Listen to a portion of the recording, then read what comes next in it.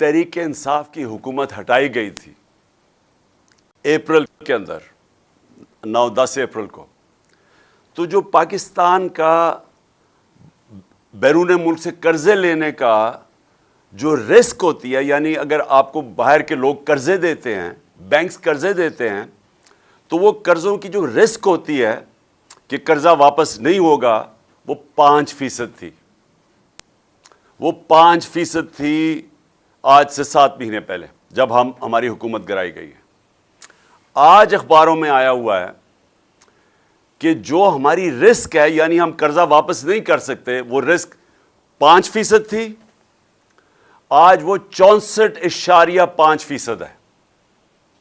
یعنی 64.5% رسک ہے کہ پاکستان اپنے قرضوں کے اوپر قسطیں واپس نہیں کر سکتا۔ اس کا مطلب، اس کے 2 مطلب ہیں، اور بڑے، میں اس لیے ادھر سے شروع کر رہا ہوں کیونکہ جو ہماری معیشت ہے، جس طرح اس کا قتل ہوا ہے جب سے ہم گئے ہیں پچھلے 7 مہینے میں چاہتا ہوں کہ یہ ذرا قوم سمجھے ہوا کیا ہے۔ اگر ہمارا ڈیفالٹ ریٹ، یعنی کہ ہم 5% سے 64.5% پہ گئے ہیں، اس کا مطلب کہ دنیا یہ سمجھتی ہے کہ پاکستان کی جو معیشت ہے وہ اتنی کمزور ہو گئی ہے کہ وہ اب اپنے قرضے واپس نہیں کر سکتی، اور ان کا جو 64.5% کا مطلب کہ یہ ہے اب رسک کہ اگر آپ پاکستان کے اوپر کوئی قرضہ دیں گے تو 64.5% چانس ہے کہ پاکستان قرضہ واپس نہیں کرے گی۔ تو اس کا مطلب کیا ہوا؟ اس کا مطلب سب سے پہلے یہ ہوا کہ اگر ہم سوچ رہے ہیں کہ بیرون ملک سے کوئی سرمایہ کاری کرے گا پاکستان میں، یہ جب وہ دیکھتے ہیں، جب ان کے سامنے یہ رسک آتی ہے پاکستان کی، تو اس کا مطلب کہ بیرون ملک لوگ اب پاکستان کے اندر سرمایہ کرتے ہوئے ڈریں گے کہ اگر اس ملک کا ڈیفالٹ ہو گیا، یعنی ڈیفالٹ کا مطلب ہے جب ملک ہاتھ کھڑے کر دیتا ہے کہ ہم اب قرضے واپس نہیں کر سکتے۔ اور یہ یاد رکھیں، یہ سارے قرضے، یہ جو 2 خاندان پچھلے 10 سالوں میں انہوں نے 4 گنا ہمارا قرضہ بڑھایا تھا، تو یہ جو ان کے قرضوں کے اوپر قسطیں ہیں، وہ اگر ہم واپس نہیں کر سکتے، اور تو ہمارا اگر ڈیفالٹ ہو جاتا ہے تو ساری دنیا پاکستان کی فنڈنگ بند کر دیتی ہے، اور سب سے نقصان عوام کے لیے کہ ڈیفالٹ کر دے تو آپ کو کیا ہوگا؟ سب سے پہلے چیز یہ ہوگی کہ روپیہ مزید نیچے گرنا شروع ہو جائے گا۔ روپے نیچے گرنا، یعنی ڈالر کے مقابلے میں روپیہ اور نیچے چلا جائے گا، اور کدھر جا کے رکتا ہے یہ ابھی کوئی نہیں کہہ سکتا، کیونکہ ڈالر تو آنے نہیں ہیں۔ لوگوں نے، جنہوں نے ڈالر یا انویسٹمنٹ میں آنے ہیں یا قرضوں سے لینے ہیں، وہ سب نے روک دینے ہیں۔ اور سب سے بڑی خطرناک چیز یہ ہے کہ جو لوگ جب انویسٹمنٹ کا مطلب، اگر آپ نے ملک میں دولت میں اضافہ کرنا ہے تو سرمایہ کاری چاہیے، فیکٹریاں بنائیں، کارخانے بنائیں، تاکہ لوگ اس میں انویسٹ کریں، اس سے ہماری دولت میں اضافہ ہو، تاکہ ہم اپنے قرضوں کی قسطیں واپس کر سکیں، تو اس سے وہ سب کچھ رک جائے گا۔ تو میرا اب یہ سب سے پہلا سوال یہ ہے کہ جن لوگوں نے یہ سازش کی تھی اور یہ اس ملک کو اوپر ان چوروں کو مسلط کیا تھا، میرا سب سے پہلے سوال ان لوگوں سے ہے کہ کون ہے اب ذمہ دار اس کا؟ ہمیں تو ہمارے اوپر پوری پروپیگنڈا کیمپین کی گئی، وہی جو اخباروں میں بغل بچے بیٹھے ہوئے ہیں جو صحافی ان کے، انہوں نے تو پوری کیمپین کی کہ ملک تباہ ہو گیا ہے، مہنگائی آسمانوں پہ چلی گئی ہے۔ تو مہنگائی تو اب واضح ہو گیا کہ 50 سال میں سب سے زیادہ مہنگائی ان پچھلے 7 مہینے میں ہوئی ہے۔ ہمارے جو ملک میں مہنگائی تھی، اور آج جب ہمارا ٹائم تھا تو وہ 15 سے 16% تھی، آج وہ 27 سے 28% پہ ہے، تقریباً دگنی ہے۔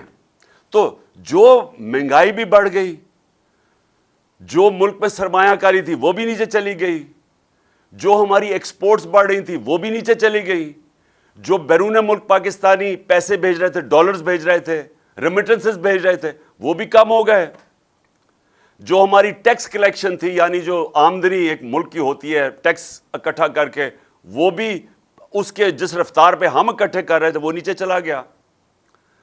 اور میں آج آپ کے سامنے پاکستان کی اکنامک سروے ہوتی ہے کہ ہر سال ایک شائع ہوتی ہے کہ ملک کی معیشت کے حالات کیا ہیں. تو وہ اس گورنمنٹ نے ہمارے جانے کے بعد اس موجودہ گورنمنٹ نے وہ سروے شائع کی ہے. تو میں آپ کو پڑھ کے بتاتا ہوں کہ اس سروے کے مطابق جو ہم نے اپنے چوتھے سال کے اندر پریڈکٹ کیا تھا کہ کتنی ہماری ملک کی عام دولت میں اضافہ کتنا ہوگا، وہ 4.8% ٹارگٹ تھا. کتنا ہم نے کیا؟ 6%. یعنی جس رفتار پہ ہماری حکومت کے دور میں ملک کی دولت میں اضافہ ہوا، وہ ہم نے سوچا تھا 4.8 ہوگا، وہ 6% ہوا. ہم نے اپنے ٹارگٹ سے بہتر کیا. ایکسپورٹس، جو چیزیں ہم بیچتے ہیں باہر اور جس سے ڈالر آتے ہیں، ہم نے اندازہ لگایا تھا 26 ارب ڈالر ہوگی. کتنی ہم نے ایکسپورٹ کی؟ 32 ارب ڈالر. پاکستان کی تاریخ کی سب سے زیادہ ایکسپورٹس ریکارڈ تھا یہ. تو وہ ٹارگٹ سے اس سے بھی اوپر گئے. یعنی یہ میں وہ چیزیں بتا رہا ہوں جس میں ملک کی آمدنی میں اضافہ ہوتا ہے، دولت میں اضافہ ہوتا ہے، لوگوں کو نوکریاں ملتی ہیں. یہ وہ میں چیزیں آپ کو موٹی موٹی بتا رہا ہوں. ہمارا جو زراعت تھا، ہم نے ٹارگٹ کیا تھا کہ زراعت میں جو اضافہ ہوگا وہ 3.5% تھا، اور کتنا اضافہ ہوا؟ 4.4%. کچھ 17 سال کے بعد سب سے زیادہ تیزی سے ہماری زراعت بڑھی تھی.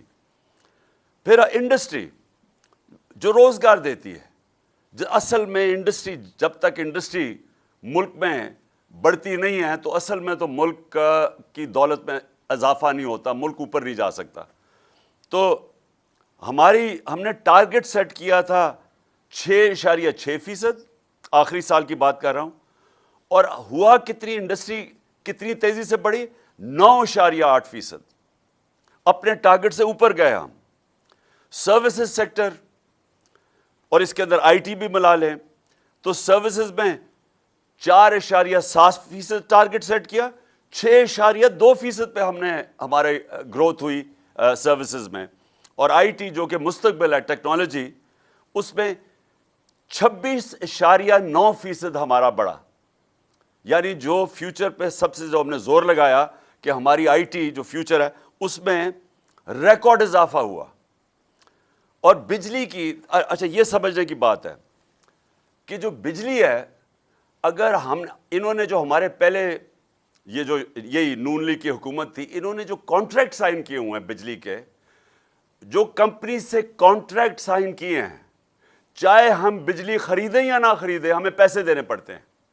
جو بجلی گھر سے انہوں نے کانٹریکٹ سائن کیے ہیں، اگر ہم جتنی مرضی، اگر ہم بجلی کم بھی استعمال کرتے ہیں، پیسہ پورا دینا پڑتا ہے. تو اس کے لیے ہم نے کیا کوشش کی کہ انہوں نے جو کانٹریکٹ سائن کیا انہوں نے اضافی بجلی بنا دی. ہمارے پاس اس وقت جب ہماری حکومت آئی تو ہم اس کو استعمال ہی نہیں کر سکتے تھے کیونکہ کیپیسٹی نہیں تھی. تو ہم نے کوشش کی کہ بجلی کی کنزمپشن بڑھے، انڈسٹری کو ہم نے انسینٹس دیے.